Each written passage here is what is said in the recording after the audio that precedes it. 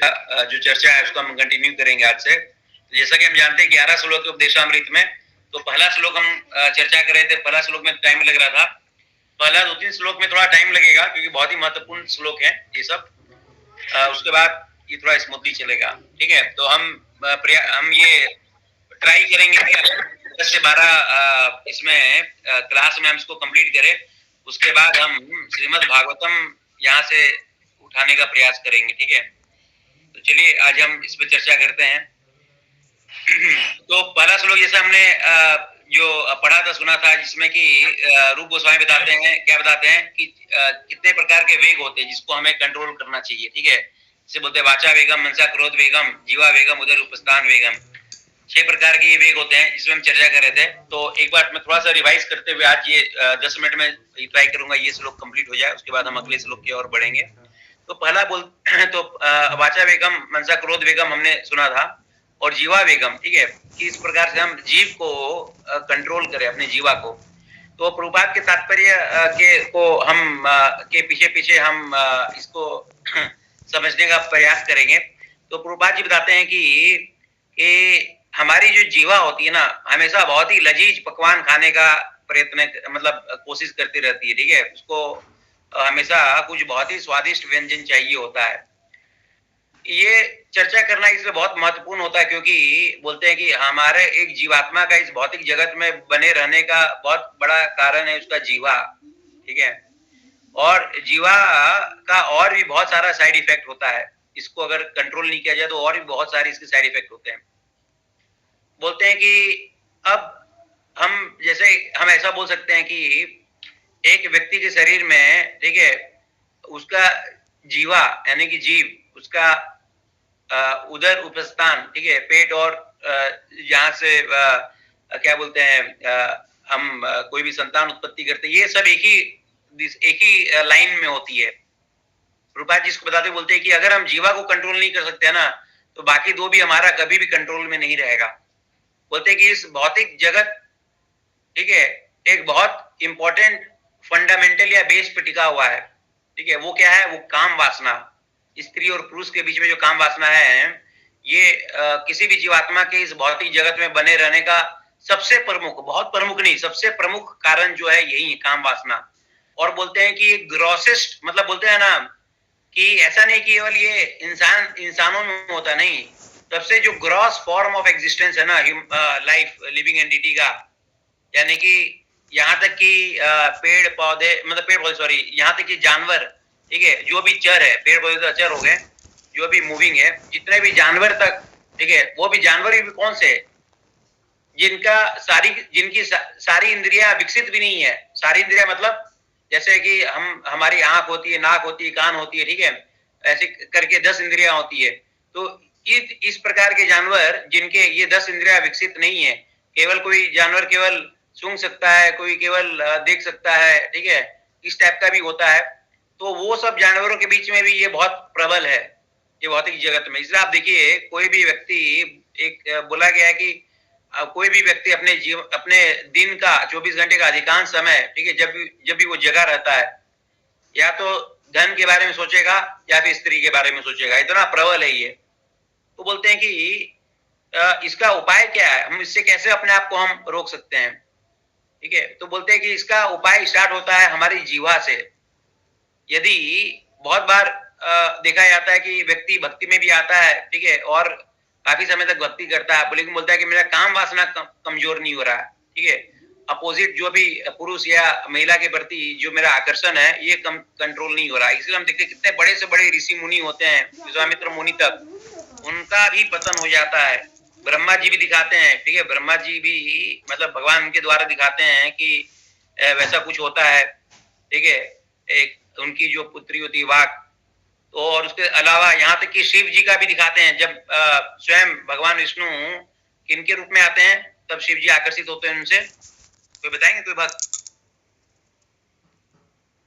मोहिनी रूप में जी, मोहिनी रूप में आते हैं। मोहिनी रूप में, हाँ, मोहिनी के रूप में आते, तब शिव जी भी थोड़ा बहुत आकर्षित हो जाते हैं। तो ये दिखाने के लिए कि चाहे वो एक जमीन में चलने वाला कोई इंसान हो, चाहे हवा में चलने वाले देवी देवता हो, कोई भी इसे छूते नहीं, इतना ये प्रबल है ये चीज।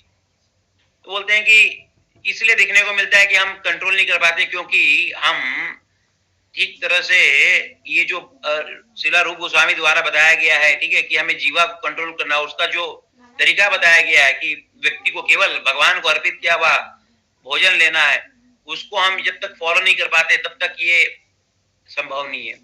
जैसे कि हमने चर्चा किया था, यदि हमें, ठीक है, अपने वाणी को कंट्रोल करना है तो हमें क्या करना है, हमें भगवान का नाम लेना है, और क्या करना है, हमें भगवान के बारे में ही चर्चा करना है, और हमें कोई प्रज्वलित नहीं करना है। इस प्रकार से हम अपने वाणी को कंट्रोल कर सकते हैं। उसी प्रकार से यदि हमें अपने जीवा को कंट्रोल करना है तो हमारे लिए ये आवश्यक हो जाता है कि हम भगवान को भोग लगाया हुआ भोजन ही हम केवल इसको अर्पित करें, इसके अलावा हम कुछ भी अर्पित ना करें।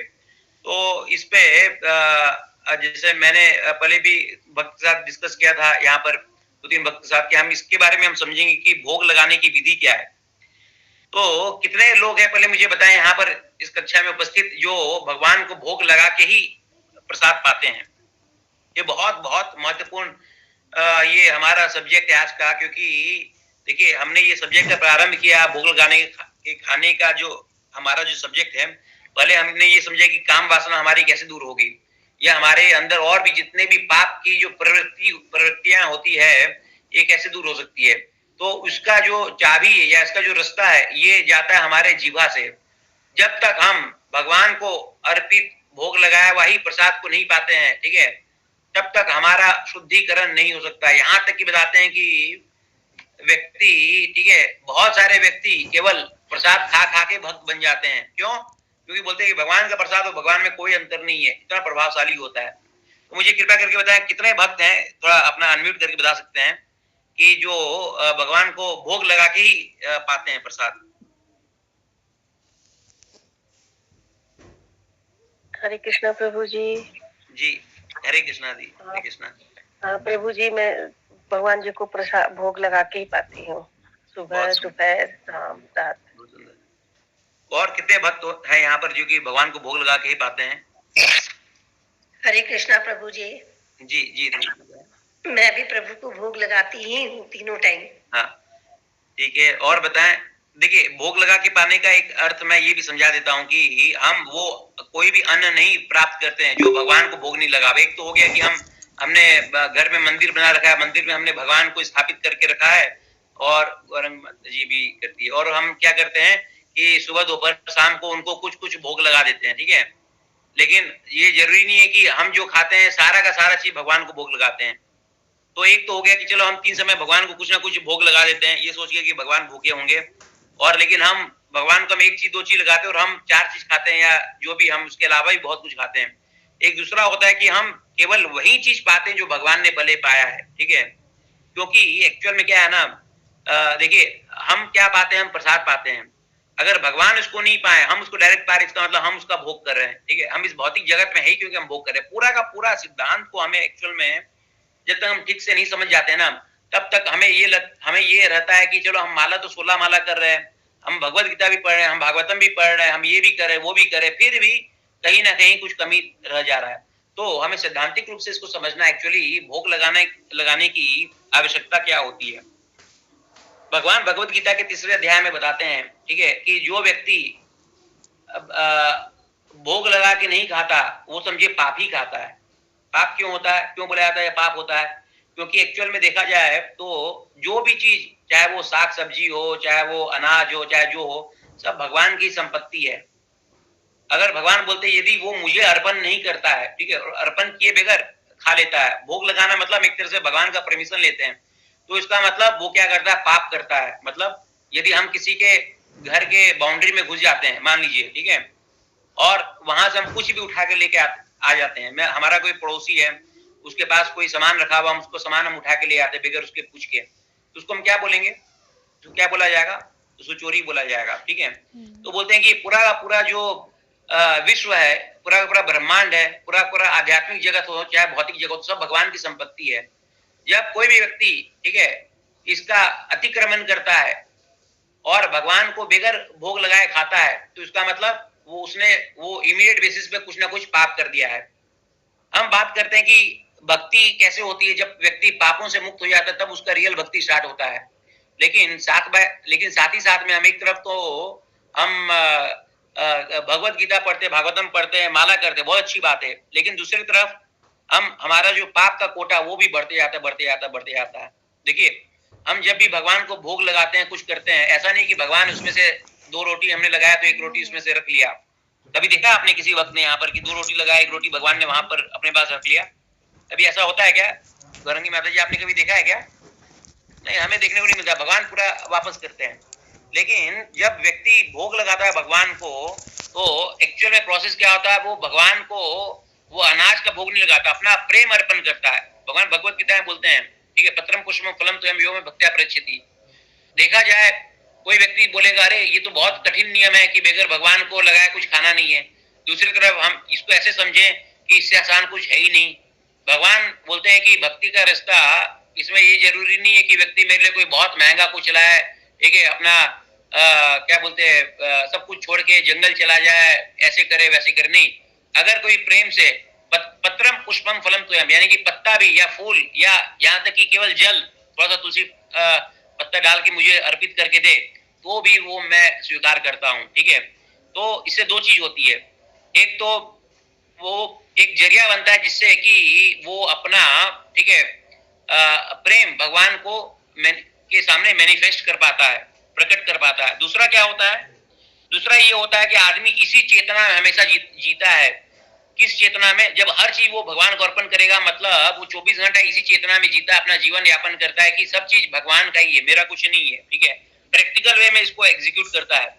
और मैं जो भी प्राप्त करता हूँ, ठीक है, ये भगवान के अनुमति से ही प्राप्त करता हूँ।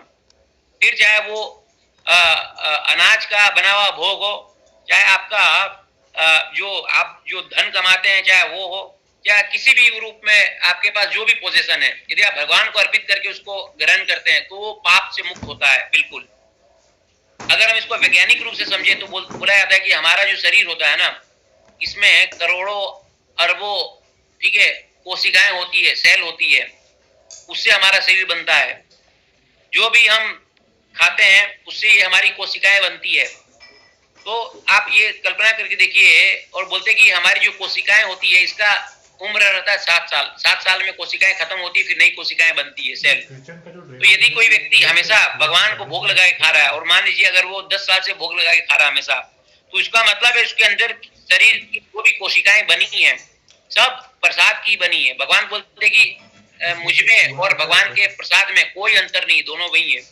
तो जब हम हमेशा प्रसाद प्राप्त करते हैं, इसका क्या है, हमारा जो शरीर है वो भी धीरे धीरे तो उसके आध्यात्मिक बन जाता है। अभी हमारा शरीर भौतिक है, ठीक है, और फिर हम हमेशा इसी चेतना में रहते हैं कि हम हमेशा भगवान के दास है।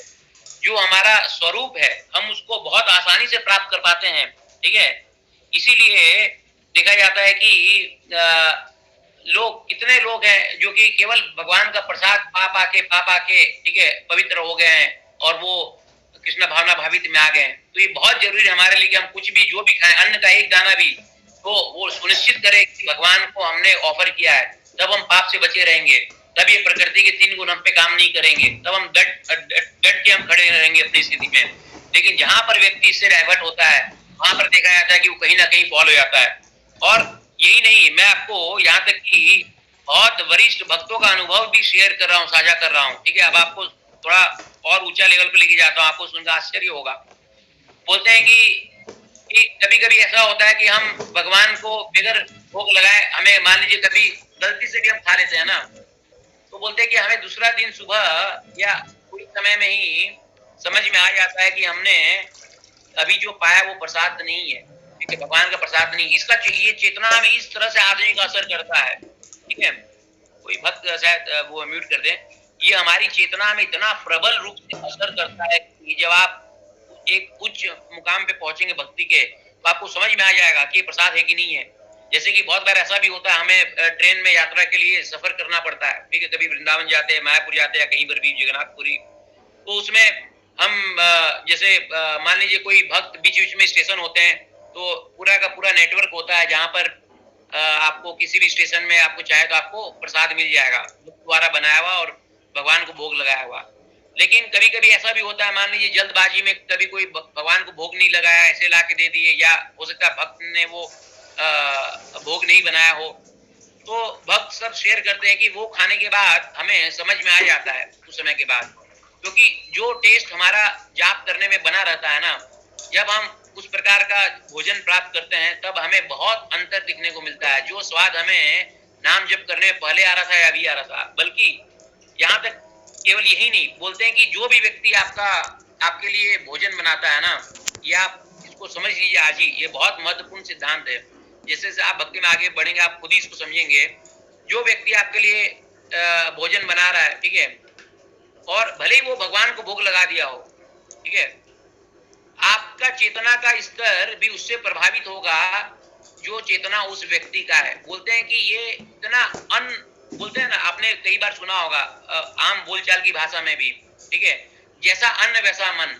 इसका अर्थ क्या होता है, हम सुनने को सुन लेते हैं, ठीक है, ये कोई ऐसा नहीं कि 100-200 साल से है या इस्कॉन ने बनाया, नहीं, ये सब जो कथन, ये प्राचीन कथन है, ठीक है, ये हमारे वैदिक सभ्यता का एक हिस्सा है।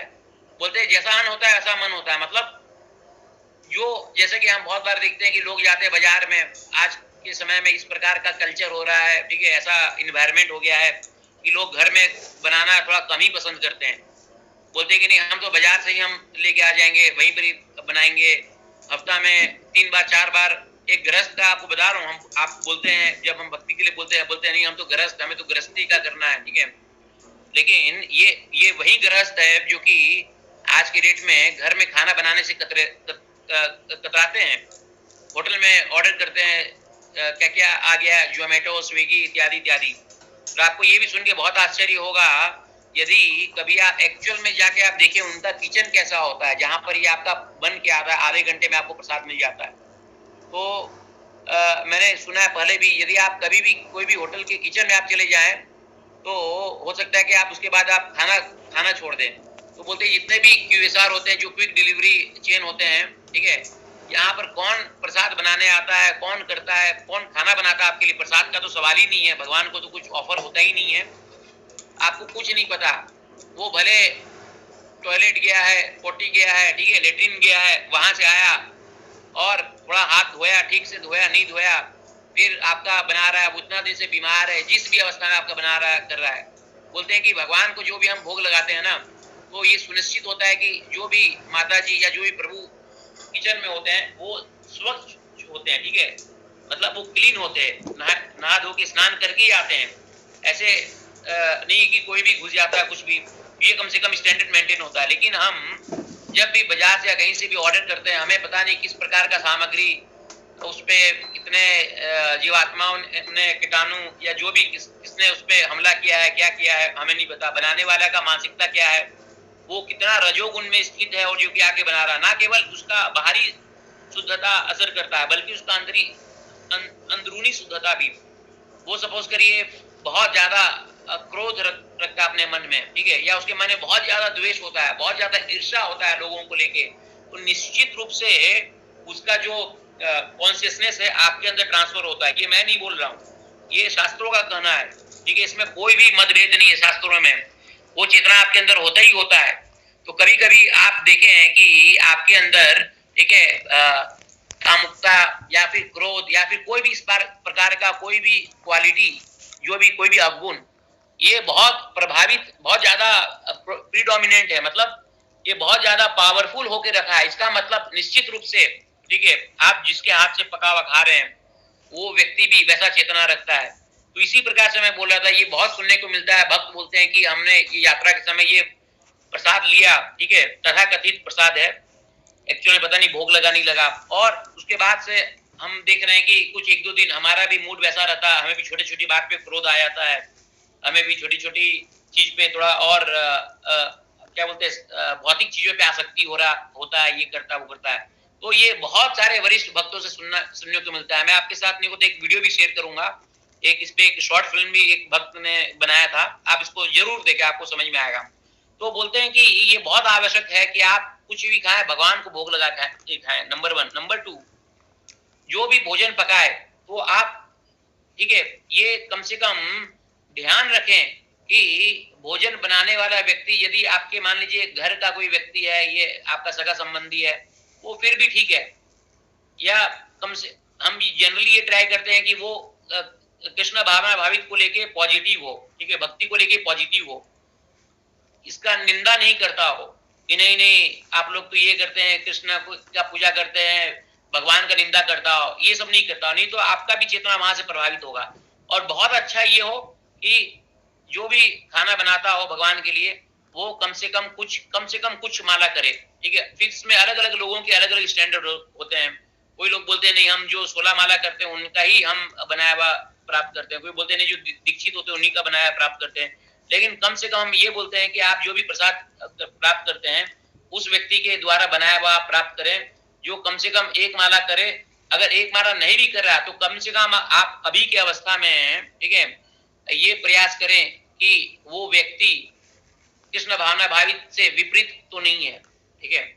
और फिर कुछ लोग ये भी बोल सकते हैं कि प्रभु जी हमें प्रैक्टिकल लाइफ में बाहर जाना होता है, ठीक है, यात्रा करना होता है, कभी होटल जाते हैं, ये करते वो करते हैं। तो मैं आपकी जानकारी के लिए बोलूं कि जब से मैं कृष्ण भावना भावित में आया हूँ मेरी भी बहुत सारी यात्राएं होती है, लेकिन मुझे याद नहीं है कि कभी भी, और मैंने अपने लिए जो स्टैंडर्ड सेट किया है कि वो जिसका भी हाथ का पकाया हुआ मैं पाता हूँ कम से कम वो दीक्षित भक्त हो या फिर 16 माला करता हो। उसके अलावा मुझे याद नहीं कि मैंने पिछले कई सालों में कोई भी प्रसाद किसी का खाया है।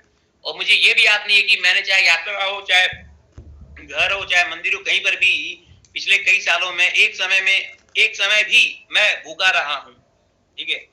तो बोलते हैं जब हम कृष्ण के लिए इतना बड़ा हम वो करते हैं ना, तो भगवान खुद सुनिश्चित करते हैं कि नहीं, कि बोलते कोई भी वैष्णव, कोई भक्त आज तक के इतिहास में कभी भूखा नहीं सोया है।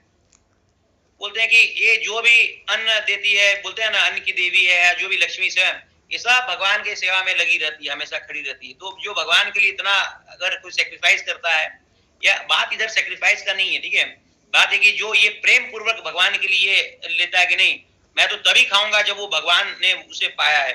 और ये आप जान के चले, प्रभुपाद जी भगवत गीता के 9वें अध्याय में जहां पर ये श्लोक आता है, पत्रम पुष्पम फलम तोयम यो में भक्त्या परेक्षति, ठीक है, वहां पर प्रभुपाद जी क्लियर बोलते, भगवान ही बोलते हैं, ठीक है, उस श्लोक में क्या कि भगवान उसी भोग को एक्सेप्ट करते हैं जो प्रेम पूर्वक भगवान के लिए बनाया गया हो, नहीं तो भगवान एक्सेप्ट नहीं करते हैं। बहुत बार मतलब शुरुआती समय में, ठीक है, प्रारंभिक अवस्था में भक्तों के लिए, यहाँ तक कि मैं भी ऐसे करता था, मान लीजिए कभी प्याज लहसुन तो बहुत पहले छोड़ दिया था, लेकिन उसके अलावा भी कभी बाजार से कुछ लाना पड़े तो हम भगवान को ऑफर करते थे तुलसी पत्ता रख के, और हम उसको प्राप्त करते थे। वो लेकिन सही नहीं। जब मैंने बाद में पढ़ा तो लिखा, साफ साफ बताते हैं कि भगवान कभी भी एक्सेप्ट नहीं करते। किसका बनाया एक्सेप्ट नहीं करते? जो कर्मी हो, जो इंद्र तृप्ति में लगा रहता हो हमेशा, ठीक है, उसका बनाया हुआ एक्सेप्ट नहीं करते। भगवान केवल अपने भक्त के द्वारा ही बनाया हुआ एक्सेप्ट करते हैं। तो हमें ये कम से कम जितना हो सके यथासंभव ये ट्राई करना चाहिए, और भगवान इसको मुमकिन बनाते हैं हमारे लिए। अब दूसरा सवाल ये आता है, हम बोलते हैं कि हमें भोग लगा के खाना है, हम घर में भोग लगा के खाएं, किस प्रकार से भोग लगाएं? तो बहुत बार भक्तों का ये भी प्रश्न उठता है, ठीक है, यहाँ पर भी एक माता जी ने पूछा है। तो इसका एक प्रोसेस है जो कि बताया जाता है, जो भी लोग भक्ति में आगे बढ़ते हैं हम उनको बताते हैं। एक्चुअल में होता क्या है कि हम भगवान को ऑफर करते हैं, जैसे कि आप मूलभूत तरीके से आपने समझा अभी कि हम कोई भी अन्न को लेने के पहले भगवान को ऑफर करते हैं। लेकिन सवाल ये उठता है कि हमारी अभी की अवस्था में जब हम एक पाप का पुतला है हम, ठीक है, मैं क्यों बोल रहा हूँ पाप का पुतला? क्योंकि हमारा जो पाप का अकाउंट है वो इस जन्म का नहीं है, लाखों करोड़ों जन्म का पाप का अकाउंट है, मामूली नहीं है। ठीक है, हम इतने जन्म से हम यहीं पर ही हम भटक रहे हैं। तो बोलते हैं कि हम जो स्वयं पाप मैनिफेस्टेड है, ठीक है, पर्सोनिफाइड है, तो क्या हमसे भगवान एक्सेप्ट करेंगे? नहीं, भगवान हमसे एक्सेप्ट नहीं करते हैं। भले ही हम बोलते हैं कि हमने दीक्षा ले ली है, हम 16 माला करें, नहीं, अभी भी हमारा पाप का अकाउंट भरा हुआ है। बोलते हैं कि पाप कब नष्ट होता भक्त का? जब वो शुद्ध भक्त बनता है तब उसका पाप सारा का सारा खत्म हो जाता है। तो क्या अभी हम शुद्ध भक्त बन गए? नहीं। तो अब इसका उपाय क्या है? तो इसका ये उपाय है कि हम भगवान को जो भी ऑफर करते, भोग करते हैं, ये शुद्ध भक्तों के द्वारा हम ऑफर करते हैं, परंपरा के द्वारा ऑफर करते हैं, तब भगवान ना नहीं कर सकते हैं। भगवान के शुद्ध भक्त जो भी ऑफर करते भगवान को, भगवान कभी उसको ना नहीं कर सकते हैं, क्योंकि बोलते हैं भगवान क्या कि मेरे शुद्ध भक्त मुझ में ही लीन रहते हैं, ठीक है, मुझ में ही विलीन करते हैं और मैं उनमें करता हूँ। तो इसके लिए बताया जाता है कि हम जब भी इसका एक मंत्र है भगवान को भोग लगाने का, मंत्र क्या है, पहले आप अपने गुरु को, ठीक है, प्रणाम करते हैं, उनका प्रणाम मंत्र पढ़ते हैं और उनसे आप प्रार्थना करते हैं कि वो आगे अपने परंपरा में आगे प्रार्थना करें ताकि वो भगवान तक जाए। देखिए ये हमारा जो पूरा का पूरा ढांचा है ना, ये परंपरा का ढांचा है। मतलब ये दिव्य ज्ञान सबसे पहले भगवान कृष्ण ने किनको दिया, ब्रह्मा जी को। ब्रह्मा जी ने किनको दिया, ब्रह्मा जी ने अपने पुत्र नारद जी को दिया, नारद जी ने व्यास देव को दिया, व्यास देव ने ऐसे करते करते करते करते उसी परंपरा में चैतन्य महाप्रभु आए और फिर चैतन्य महाप्रभु तो खैर स्वयं ही भगवान है, लेकिन वो ये स्थापित करने के लिए कि गुरु की आवश्यकता है, वो इस परंपरा का हिस्सा बने। फिर चैतन्य महाप्रभु के बाद कई सारे आचार्य आए हमारे परंपरा में, जैसे 6 गोस्वामी हो गए, फिर इसके बाद भक्ति विनोद ठाकुर, जगन्नाथ दास बाबा जी महाराज, भक्ति विनोद ठाकुर, फिर गौर किशोर दास बाबा जी महाराज, फिर भक्ति सिद्धांत सरस्वती ठाकुर जी महाराज, फिर शिला प्रभुपाद, फिर गुरुदेव।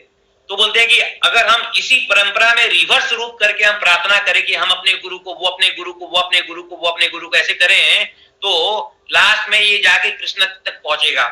और कृष्ण जो भी हमसे स्वीकार करते, सब परंपरा के माध्यम से ही स्वीकार करते हैं।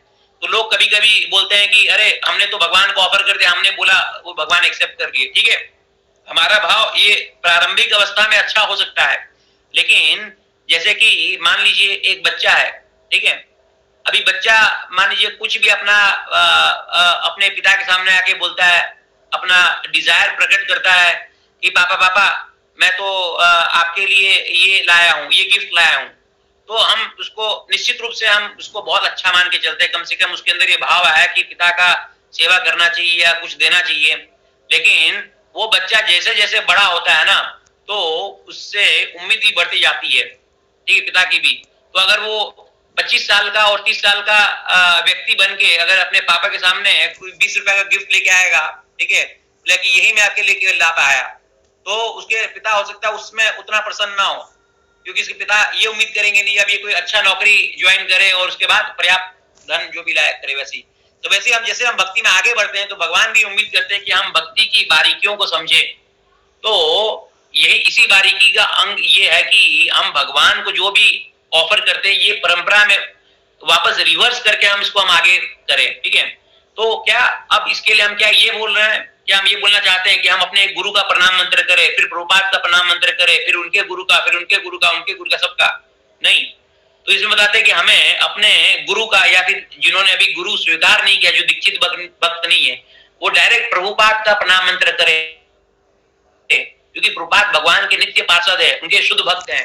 और प्रभुपाद का एक प्रणाम मंत्र करना होता है, उसके बाद चैतन्य महाप्रभु का पंच तत्व मंत्र करना होता है, ठीक है, उसके बाद भगवान का मंत्र करते हैं। कोई भक्त बताएगा भगवान का क्या मंत्र हम करते हैं? अनुपमा माता जी क्या मंत्र करते हैं? हरे कृष्ण हरे कृष्ण, नमो ब्राह्मण देवाय कृष्ण हरे हरे। नहीं माता जी, अभी अंकिता माता जी बता रही है, वो आप हरे कृष्ण महामंत्र बोल रहे हैं, भगवान का जो भोग लगाने के लिए मंत्र होता है वो। जी बोलिए माता जी। नमो ब्राह्मण देवाय गो ब्राह्मण हिताय च जगत हिताय कृष्णाय गोविंदाय नमो नमः।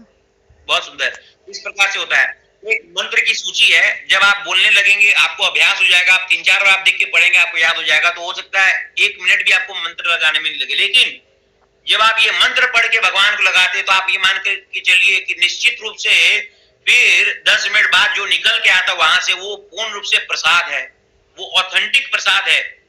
और बोलते हैं कि भगवान एब्सोल्यूट प्लेटफॉर्म में है, ठीक है, भगवान का नाम एब्सोल्यूट प्लेटफॉर्म में है, भगवान की लीला एब्सोल्यूट प्लेटफॉर्म में है, भगवान की ये जो प्रसाद है उनका पैटर्न सब एब्सोल्यूट प्लेटफॉर्म में, कोई अंतर नहीं है। भगवान और भगवान के ये जो भगवान का जो प्रसाद होता है इसमें कोई भी भेद नहीं है, ठीक है। यदि हम भगवान के प्रसाद को देखिए, प्रभुपाद बहुत जगह, ठीक है, ये जो प्रसाद होता है ना उसका जो ट्रांसलेशन करते संस्कृत में प्रसाद शब्द आता है, उसको भगवत गीता भागवतम में ट्रांसलेशन करके उसका क्या मतलब देते पता है? कृपा, कृपा लिखते हैं। ये नहीं बोलते हैं जो अन्न से बना हुआ हो या फिर जो भगवान का, नहीं बोलते कृपा। तो एक्चुअल में ये जो प्रसाद जो भगवान को हम 10 मिनट प्लेट भगवान के सामने रख के हम जो निकालते हैं वो भगवान की डायरेक्ट कृपा है हम जैसे बद्ध जीव में, ठीक है। बोलते इस भौतिक जगत में हम जैसे बद्ध जीव, हमारा ये स्तर है कि हमारा किस प्रकार से कल्याण हो, तो भगवान प्रसाद का रूप लेते हैं। अरे और कुछ नहीं तो कम से कम ये खा खा के वो हो जाओ, ठीक है। तो बोलते हैं कि जैसे जगन्नाथपुरी में, हरे कृष्ण, बोलते जगन्नाथपुरी में, बोलते इस कलयुग में भगवत धाम जाने का कितना ये सरल उपाय है। क्या करना है? भगवान का नाम लेना है, हरे कृष्णा कृष्णा कृष्णा हरे हरे, हरे राम राम राम हरे हरे। जो लेते साथ ही आपके अंदर इतना स्फूर्ति आता है, ठीक है। कीर्तन करना है, नृत्य करना है, और क्या करना है? प्रसाद खाना है, ठीक है। अब आप कल्पना करके देखिए, मतलब एक तरफ यहाँ पर बाकी किसी योग में, अष्टांग योग में, इसमें उसमें बोलते कि नहीं आपको बहुत डिसिप्लिन मेंटेन करना है, आपको सब चीज गिव अप कर देना, छोड़ देना है, वैराग्य लेना है, कम से कम खाना है, दिन में एक समय खाना है। लेकिन वहीं दूसरे तरफ इसके ठीक विपरीत इस भक्ति योग में हम भक्तों को मोटिवेट करते हैं कि आप खाओ, जो भी आपको खाना खाओ, लेकिन भगवान को अर्पित करके, ठीक है। ऑब्वियसली वो शाकाहारी होना चाहिए, प्याज लहसुन के बगैर होना चाहिए। लेकिन देखिए, भगवान जब दारू ब्रह्म के रूप में आते हैं, दारू ब्रह्म के रूप में मतलब जगन्नाथ के रूप में आते हैं, ठीक है, जगन्नाथपुरी में रहते हैं। जगन्नाथपुरी में भगवान को 24 घंटा भोग लगते रहता है, ठीक है। बोलते हैं कि भगवान का वहां पर क्या बोलते हैं, हाथ धोने का वो नहीं होता है व्यवस्था। क्यों? क्योंकि एक भोजन, एक बार भोग खत्म हुआ, उसके बाद दूसरा भोग आ गया, उसके बाद तीसरा भोग आ गया। तो बोलते हैं कि अगर जगन्नाथ जी का कृपा कैसे मिलता है? जगन्नाथ जी का कृपा अगर पाना है ना, अगर आप जगन्नाथपुरी में गए, जगन्नाथ का दर्शन भी नहीं हुआ आपका, लेकिन केवल उनका प्रसाद आप पा लिए ना, तो आपका पूरा कृपा मिल गया। लेकिन वहीं दूसरे तरफ जगन्नाथपुरी में जाके आप भगवान का दर्शन बहुत अच्छा से कर लिए, लेकिन आप जगन्नाथ जी का प्रसाद नहीं लिए, तो समझिए कि आपका जगन्नाथपुरी जाना व्यर्थ हो गया, ठीक है। आपको कोई भी वहां जाने का फल नहीं मिला। तो बोलते हैं कि भगवान अपना कृपा देने के लिए प्रसाद के रूप में भी भक्तों के समय के सामने आते हैं, प्रकट होते हैं। तो बोलते हैं कि ये मंत्र की सूची आपको हम देंगे, आप इसको जाप करिएगा। सभी भक्त ट्राई करें कि इसको आप जाप करके आप उसको प्रसाद पाएं। तो विधि इस प्रकार से है कि आप प्लेट में जो भी आप भगवान के लिए प्रेम से बनाते हैं, ठीक है, बनाते समय, कुकिंग करते समय हो सकता है कि आप किसी विचार में, किसी भी सोच में आप डूबे हो, घर गृहस्थी का, इसका उसका, तो अच्छा ये रहता है कि आप भगवान की थोड़ा लीला का स्मरण कर ले। आप जो क्लास में सुनते हैं थोड़ा उसका स्मरण कर ले। आप जो हरे कृष्णा महामंत्र का कीर्तन है उसका कर ले, ताकि आप प्रेम पूर्वक भगवान के लिए वो आप भोग बना पाए, ठीक है। और जब आप भगवान के लिए भोग लगाते हैं तो बोलते हैं कि भगवान कोई भी भोग का एक्सेप्ट तब तक नहीं करते जब तक उसमें एक विशेष चीज ना हो। वो विशेष चीज क्या है, कोई वक्त बताएंगे? तुलसी पत्ता। ठीक है, बोलते हैं ना तुलसी भगवान को सबसे प्रिय है। हम लोग सुबह तुलसी आरती करते समय क्या बोलते हैं? वृंदाए, क्या बोलते हैं माता जी बताइएगा? कोई भी बताएंगे? यहाँ पर हम सुबह क्या मंत्र पढ़ते हैं? जी प्रभु जी। वृंदाय तुलसी दिव्य प्रियाय केशवस्य च कृष्ण भक्ति प्रदे देवी सत्यवत्यै नमो नमः। हाँ, वृंदाय तुलसी देवी प्रियाय केशवस्य, प्रियाय केशवस्य मतलब केशव के भगवान की ये प्रिय है, ठीक है। वृंदा तुलसी देवी प्रियाय केशवस्य, विष्णु भक्ति कृष्ण भक्ति प्रदे देवी सत्यते नमः। ये भक्ति देने वाली है स्वयं वृंदा देवी, ठीक है। भगवान का जो धाम है ना, जिसको बोलते गोलक वृंदावन, वृंदावन का मतलब होता है वृंदावन, यानी कि तुलसी महारानी। तुलसी महारानी द्वारा ही सारा चीज आयोजित होता है भगवान के धाम में, ठीक है। तो तुलसी पत्ता हम उसमें हम रखते हैं भगवान के जो भोग में। और ये प्रयत्न करना चाहिए कि हम जब भी भगवान को हम भोग लगाने जा रहे हैं, ऑफर करने जा रहे हैं, भगवान का एक अलग प्लेट, जो भी कटोरी हो गया, प्लेट हो गया, चम्मच हो गया, वो होना चाहिए। वो हमें कभी भी इसका इस्तेमाल नहीं करना चाहिए अपने पर्पस के लिए। तो उसमें हम भगवान का भोग रखें और उसमें हम तुलसी पत्ता रखें, चाहे चपाती हो, चाहे चावल हो, चाहे दाल हो, जब सब में हम तुलसी पत्ता हमें रखना चाहिए। और ये प्रयास करना चाहिए कि हम जब भगवान को ऑफर करने जा रहे हैं तो प्लेट ढका रहे, या कम से कम कोई इसको देखे ना, ठीक है। भगवान जब तक उसका, देखिए भगवान, ये ब्रह्म संहिता में आता है, भगवान हम जैसे बद्ध जीव खाते मुख से है, देखते आंख से है, सुनते कान से है, ठीक है। इसी प्रकार से अलग अलग इंद्रियां जो अलग अलग काम करती है, लेकिन भगवान अपने किसी भी इंद्रिय से कोई भी काम कर सकते हैं। बोलते भगवान अपने केवल आंख से देख के उस प्रसाद को प्राप्त करते हैं, ठीक है, उसको भोग लगाते हैं। तो बोलते हैं कि भगवान जब तक उसको देखे नहीं तब तक हम जैसे बद्ध जीव को उसको नहीं देखना चाहिए। यहाँ तक कि जगन्नाथपुरी में बोलते हैं कि वहां पर जितने लोग जगन्नाथ जी के लिए प्रसाद भी बनाते हैं ना, बोलते हैं कि सब अपने सबके लिए ये ऐसी व्यवस्था रहती है सारे कुक के लिए जो भगवान के भक्त होते हैं कि उनका नाक वाक सब ढका रहता है कि जब तक भगवान उसको सूंघ न ले, ठीक है, तब तक कोई इसको सूंघे भी नहीं। कोई मतलब कहने का मतलब है कि किसी को भी इसको एंजॉय नहीं करना। हम आंखों से देख के भी एंजॉय करते हैं, कान नाक से सूंघ के भी एंजॉय करते हैं। तो हमारी ये जो एंजॉय करने की प्रवृत्ति है ना, यही हमारी इस भौतिक जगत में बने रहने का कारण है। तो बोलते हैं, हाँ, तो आते वापस इसमें, तो हम जब भगवान को तुलसी पत्ता रख के रखते हैं और जब मंदिर का हम जो भी पर्दा हो या जो भी व्यवस्था हो आपके मंदिर में, हम उसको जब ढक देते हैं तो हम ये मंत्र पढ़ते हैं। तो मंत्र किस तरह से पढ़ते हैं? जब हम मंत्र पढ़ते हैं तो हम घंटी थोड़ा जो होता है ना, उसको भी हम घंटी बजाते हैं और ये प्रेम पूर्वक भगवान को हम ये मंत्र पढ़ते हैं, पहले प्रभुपाद का मंत्र, उसके बाद। तो चूंकि हम प्रभुपाद से रिक्वेस्ट करते हैं कि आप कृपया करके आगे बोले हैं, और भगवान के जो भक्त होते हैं वो भगवान से भी ज्यादा दयालु होते हैं, तो भले हमारे अंदर कोई भी क्वालिफिकेशन नहीं है, लेकिन फिर भी जो गुरु है, जो प्रभुपाद भगवान के शुद्ध भक्त, वो आगे दरखास्त करते हैं चैतन्य महाप्रभु से कि आप इसको आप आगे और इसको फॉरवर्ड करके भगवान को बोले लगाने के लिए। तो हालांकि चैतन्य महाप्रभु स्वयं भगवान है, लेकिन चूंकि भक्त के रूप में आए हैं तो भक्त का कार्य करते हैं, और चैतन्य महाप्रभु फिर आगे बोलते हैं कि आप इसको कृपया करके प्राप्त करें। और जब चैतन्य महाप्रभु करते हैं तो फिर ये ऑब्वियसली प्राप्त करते हैं। और आपको 10 मिनट के लिए जब आप मंदिर में मंत्र बोलते हैं, उसके बाद आपको 10 मिनट के लिए इंतजार करना है, ठीक है, 10 मिनट का समय देना है, भगवान उसको भोग को पाते हैं। बोलते हैं कि जब भगवान भोग पाते हैं ना, एक्चुअल में होता क्या है, जैसे हम लोग मान लीजिए कोई कुछ खा रहे हैं, गुलाब जामुन या कुछ भी, स्पून से खा रहे हैं, स्पून लेते हैं, स्पून से तोड़ते हैं, फिर अपने मुख में रखते हैं। तो क्या होता है, जब हम 2-3 बाइट खा लेते हैं, उसके बाद हो सकता है कि हमारा जो सलीवा है, जो हमारा जो बोलते हैं ना हिंदी में, क्या बोलते हैं उसको, सलीवा को हिंदी में लार होता है ना, हो सकता है वो थोड़ा सा उसमें चला गया। तो बोलते हैं भगवान जब वो भोग को लेते हैं तो भगवान के मुख से जो लार होता है ना, जो पूर्ण रूप से ट्रांसडेंटल दिव्य है, वो उसमें जाके मिल जाती है, ठीक है, उससे उसमें उसके कारण वो भी दिव्य हो जाता है। और फिर जब आप 10 मिनट बाद निकालते हैं तो पूर्ण रूप से प्रसाद होता है। बोलते हैं कि केवल प्रसाद खाने से ही आदमी भगवत धाम जा सकता है। अब इसकी हम क्या ही महिमा करें, इस पे हम या तो हम 10 क्लास हम ले सकते हैं, इसका क्या प्रभाव होता है। तो बोलते हैं कि भक्त कभी भी भगवान को अर्पित किए बगैर कुछ भी नहीं खाता है, भले वो छोटा सा कैंडी हो या चॉकलेट भी हो।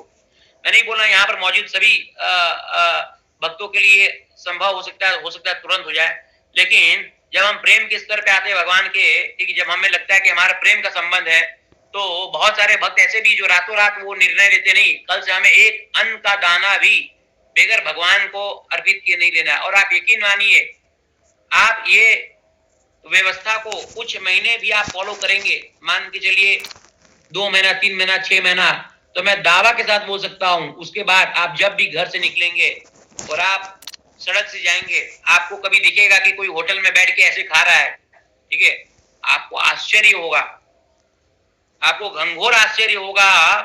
आपको मतलब आपको लगेगा वो व्यक्ति जो खा रहा है ना, वो क्या है, वो और ही कुछ है। मतलब आपको लगेगा कि ये संभव कैसे कि कोई भगवान को बगैर ऑफर करके खा सकता है। इसके लिए घबराना नहीं है। अभी शुरुआत प्रारंभिक अवस्था में, अब आप बोलेंगे कि क्या प्रभु जी हम लोग क्या होटल जाना छोड़ दें, अभी तो हमारे लिए मुमकिन नहीं है, हम कैसे करें, तो होटल में हम कैसे भोग लगाएंगे, हम जाते हैं परिवार के साथ जाना पड़ता है हमें, ठीक है।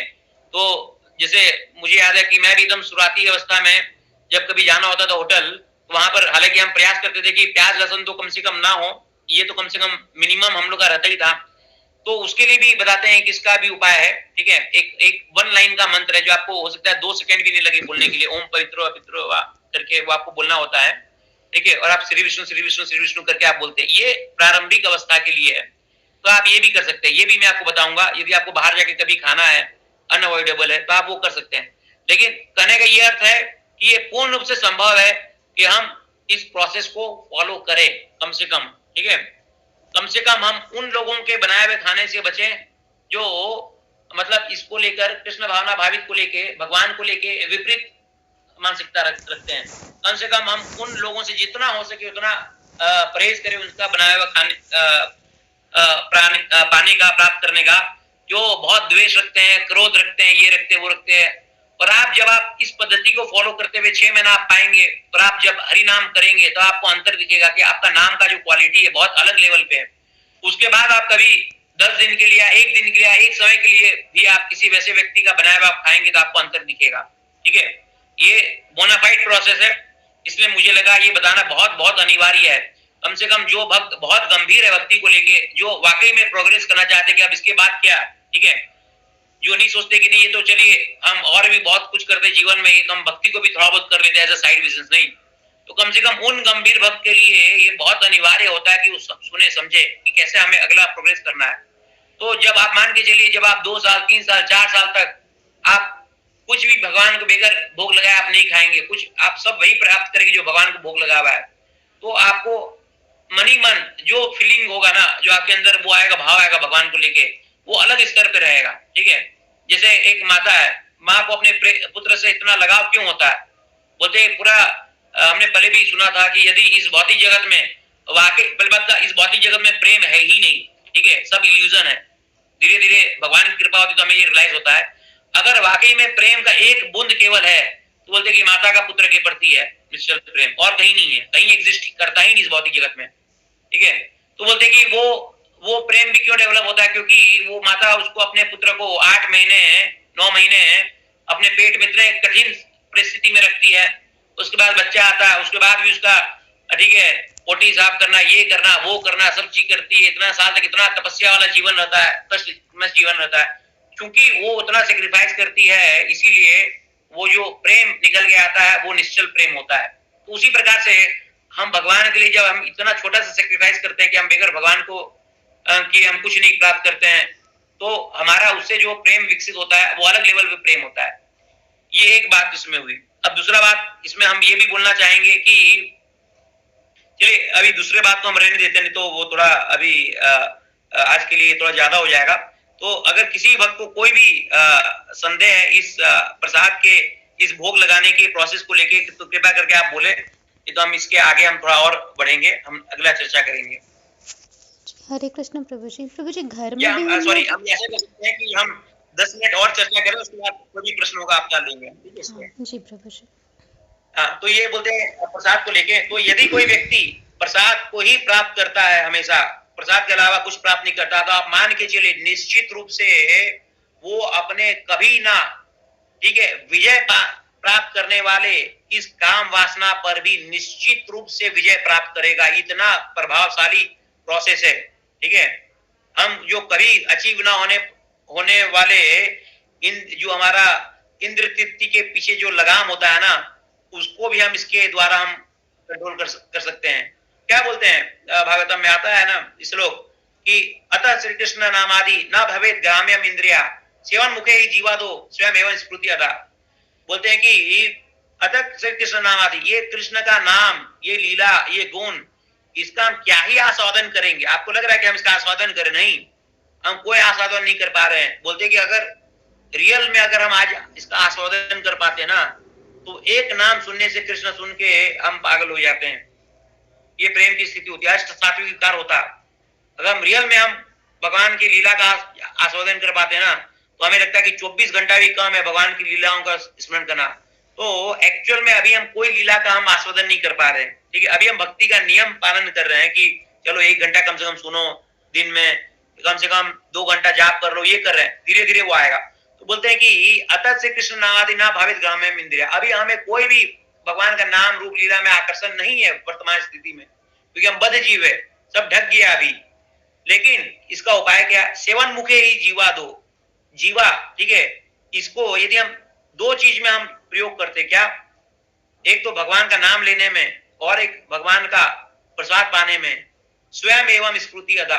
तो ये हमारे अंदर जो स्फूर्ति है ना, स्वयं अपने आप निकल के विकसित होगा। तो सोचिए कितनी बड़ी बात ही है। ठीक है, हमने सारा प्रोसेस को कृष्ण भावना भाई का जो भी क्या बोलते हैं नविदा भक्ति को 2 चीज मिला के सीमित कर दिया यहाँ पर।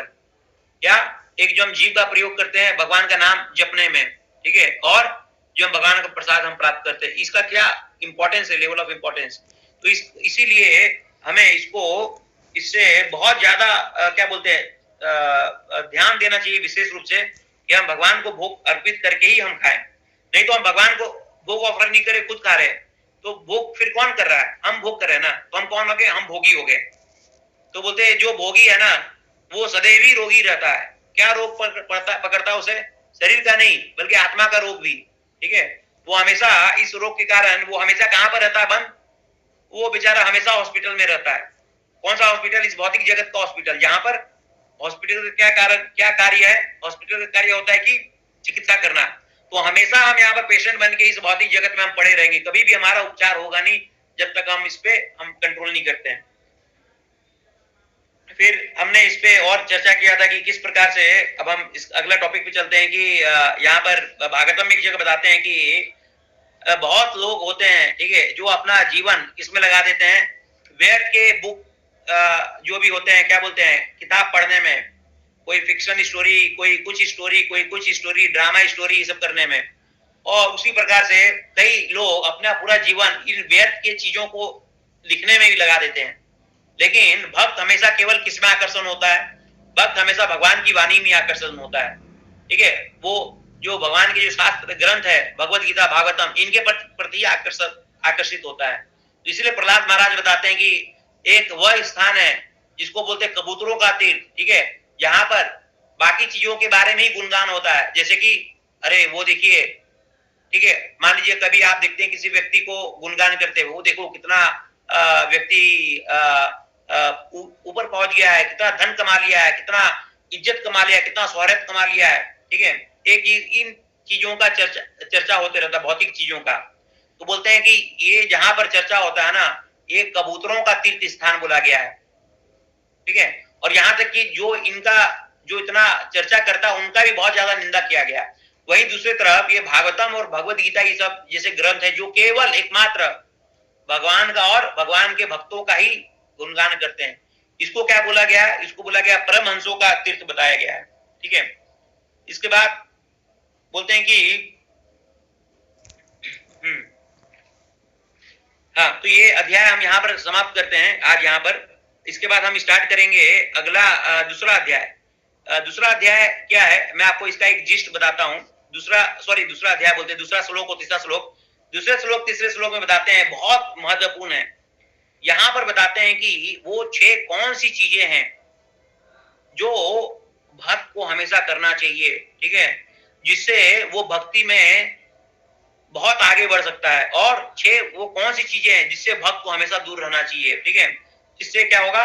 भक्ति में नहीं तो वो पीछे हो जाएगा या भक्ति उसका खत्म हो जाएगा। तो एक बोलते हैं अनुकूलस्य, दूसरा क्या बोलते हैं? प्रतिकूलस्य, ठीक है। बोलते हैं कि समर्पण का क्या परिभाषा है, ठीक है। तो समर्पण का परिभाषा बताते हुए बताते हैं कि एक जो सबसे प्रमुख उसका अंग है, ये क्या है कि अनुकूलस्य संकल्प, प्रतिकूलस्य वर्जनम।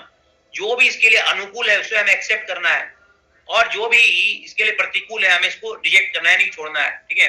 जैसे मान लीजिए एक बच्चा होता है, एक बच्चा मान लीजिए जो स्कूल में जाता, पढ़ता लिखता है, यदि उसके माता पिता को इच्छा रहता है कि इसे हम बहुत बड़ा आदमी बनाए, तो उसके लिए पूरा लंबा चौड़ा लिस्ट अपने मन में तैयार कर लेते हैं। अच्छा, हमें इसको ये चीज कराना है, इसे हमेशा अच्छे बच्चों के बीच में रखना है, इसे हमेशा अच्छे स्कूल में भेजना है, इसे हमें हमेशा पौष्टिक चीजें खिलाना है, ठीक है, इसे हमेशा हमें स्वस्थ रखना है। ये हम पूरा लिस्ट बनाते हैं कि हमें करना अनुकूल है। और क्या क्या चीज से बचाना है? बुरे बच्चे के संग से बचाना है हमें इसे, ठीक है, गंदगियों से बचाना है इसे हमें, ये कभी भी अपना टाइम वेस्ट करे उसे हमें बचाना है, ठीक है। ये कभी भी गलत बोले या कुछ वैसा व्यवहार करे या वैसे चीजों के संपर्क में उससे हमें बचाना है, तो उसका लिस्ट होता है। वैसे ही जो व्यक्ति भक्ति में आगे बढ़ना चाहता है उसके लिए भी अनुकूल का और प्रतिकूल दोनों का लिस्ट होता है, जो यहाँ पर श्रील रूप गोस्वामी देते हैं, ठीक है। तो इस श्लोक में क्या बोलते हैं? 6 चीज बताते हैं जो अनुकूल होता है। उसमें बताते हैं अत्याहार प्रायश्च, ठीक है, प्रजल्पो नियमाग्रह, जन संघर्ष लौल्यम शब्दिर भक्ति ये विनश्यति। बोलते हैं कि अगर ये 6 चीज करेंगे तो शब्दिर भक्ति विनश्यति, इसका विनाश हो जाएगा हमारा भक्ति का। एक तरफ हम क्या करेंगे? पानी भरते रहेंगे, ठीक है, कहां पर? टैंक में या कुछ भी, हाँ, टैंक में पानी भरते रहेंगे। दूसरी तरफ हम देखेंगे कि कभी फुल हो ही नहीं रहा टैंक, क्यों? क्योंकि इसमें ऑलरेडी छेद है, लीक है। तो क्या जहां पर छेद है, आप कितना ही आप प्रयास कर लें, आपको कोई सफलता कभी प्राप्त होगी? कभी संभव नहीं है कि आपको भी कोई भी सफलता प्राप्त हो। इसलिए बोलते हैं कि हमें, हमारे लिए बहुत महत्वपूर्ण होता है एक सीरियस साधक के लिए कि बताए गए जो भी चीजें वर्जित है भक्ति के लिए, ठीक है, उस पर विशेष रूप से ध्यान दे। बोलते हैं कि भक्ति में ठीक है, भक्ति का सर्वोच्च शिखर प्राप्त करना कोई डिफिकल्ट नहीं है। केवल व्यक्ति अपने आप को क्या मान के चले, अपने आप को मान के चले कि मैं भगवान के दास का दास का दास का दास का दास हूं। गोपी क्या बोलते हैं, गोपीर भर्तु पद कमलो दास दासानु दासानु दासानु दास। अगर ये मान के चले तो वो आराम से इस जीवन में अपना सर्वोच्च भक्ति को प्राप्त कर सकता है इसी जीवन में। लेकिन साथ ही साथ ये बताया जाता है कि हम कुछ कुछ चीजों से हम बच के रहे। ठीक है, ये क्या 6 चीजें हम थोड़ा संक्षिप्त रूप में डिस्कस करते हैं। बोलते हैं अत्याहार प्रायश्च, बोलते हैं कि अत्याहार प्रायश्च का क्या मतलब होता है। अत्याहार जरूरत से ज्यादा, ठीक है, कोई भी चीज को खाना या कोई भी चीज को इकट्ठा करना। दूसरा प्रायश्च, प्रयास करना अत्याधिक, मतलब हम देखते हैं कि बहुत सारे लोग ऐसे होते हैं जो कि बोलते हैं कि नहीं प्रभु जी, हमें अपना जीवन चलाने के लिए तो काम तो करना ही पड़ेगा, हम सब चीज छोड़ तो नहीं सकते हैं। बहुत अच्छा, आप काम करिए, ठीक है, आप इतने पढ़े लिखे हैं तो आप यदि क्या बोलते हैं निश्चित रूप से आप काम करेंगे तो आपको आपका जीवन अच्छा यापन हो सकता है। तो आपको 8 घंटा आपको करना चाहिए, 8 घंटा करेंगे तो आप एक अच्छा इनकम आय जनरेट कर सकते हैं आप। लेकिन फिर हम देखते हैं कि हम गृहस्थ का आड़ लेके हम 16-16, 18-18 घंटा काम करते हैं, ठीक है, और फिर हम बोलते हैं कि नहीं हमें गृहस्थी चलाना है। तो इसका यहाँ पर बताते हैं, हम इसको चर्चा बहुत डिटेल में करेंगे। बोलते प्रायश्च प्रजल्प नियमाग्रह। प्रजल्प मतलब हमें फोन मिलता नहीं है, या हमें कोई व्यक्ति हमारा पुराना मित्र या कोई हमारा रिलेटिव मिलता नहीं है, और हमें कोई भी एक टॉपिक छोटा सा मिलता नहीं है, और हम लग जाते हैं घंटों हम उसे बताने के लिए। ठीक है, इसको क्या बोलते हैं, प्रजल्प। कोई भी भौतिक विषय वस्तु में हम जितना समय हम वार्तालाप करते हैं। नियमाग्रह मतलब नियम आग्रह, नियम को बहुत ज्यादा मानना, नियम कानून को, या एकदम भी नहीं मानना। ठीक है, ये इससे भी बच के रहना है। देखिए, आप बोलेंगे कि प्रभु जी नियम मानना तो अच्छा की होता है, तो इससे क्या बचना, नहीं, इसको हम समझेंगे इससे क्या हमें बचना है। दूसरा जन संघर्ष लॉलियम। जन संघ मतलब किसी हम एक तरफ बोलते हैं कि हम भगवत गीता सुनते हैं, भागवतम सुनते हैं, भगवान के ग्लोरिफिकेशन के बारे में सुनते हैं, किस प्रकार से हमें इंद्रियों को नियंत्रण करना इसके बारे में सुनते हैं, किस प्रकार भगवान से प्रेम जागृत करना इसके बारे में सुनते हैं। और दूसरे तरफ हम उन लोगों का संग करते हैं, ठीक है, जो इससे बिल्कुल विपरीत है। तो एक तरफ हम ये ट्राई कर रहे हैं कि हमें अग्नि जला के उसको हवा देना है, ठीक है, ताकि अग्नि और भड़के और ये बढ़े, ताकि हमारा अनर्थ क्लियर हो पाए। दूसरे तरफ हम ले जाके उसमें पानी हम डाल देते हैं उन लोगों का संग करके। और छठा बोलते हैं लॉलियम च। लॉलियम मतलब कि किसी भी चीज के लिए, कोई भी भौतिक चीज के लिए बहुत ज्यादा अति तीव्र उत्कंठा रखना। इसको हम विस्तृत रूप में जिक्र करें इसके पहले ये अनिवार्य है कि हम एक चीज समझे। ठीक है, देखिए, हमें ये सुन के, ये जो भी आज की चर्चा है, इसको सुन के इस प्रकार नहीं घबराना है कि भक्ति का अर्थ है कि हम सब कुछ छोड़ दें। नहीं, भक्ति का अर्थ होता है जो अभी हमारी मौजूदा स्थिति है उसको और भी ब्यूटीफुल, यानी कि इसको और भी बेहतर बनाना, अपना जीवन और भी बेहतर बनाना। ठीक है, तो बोलते हैं कि यदि कोई व्यक्ति बोले कि आप 1 लाख रुपया दीजिए, वो 1 लाख रुपया से मैं आपको क्या बोलता हूं, इस प्रकार का थोड़ा बहुत सुख सुविधा दूंगा। तो हो सकता है कि आप यदि बुद्धिमान व्यक्ति हो, तो आप बोले कि नहीं, मैं 1 लाख रुपया नहीं दूंगा आपको। ठीक है, क्योंकि 1 लाख रुपया दूंगा तो 1 लाख रुपया व्यय हो जाएगा। मैंने इसको इतना क्या बोलते हैं, मन से और कर्म से इसको कमाया है।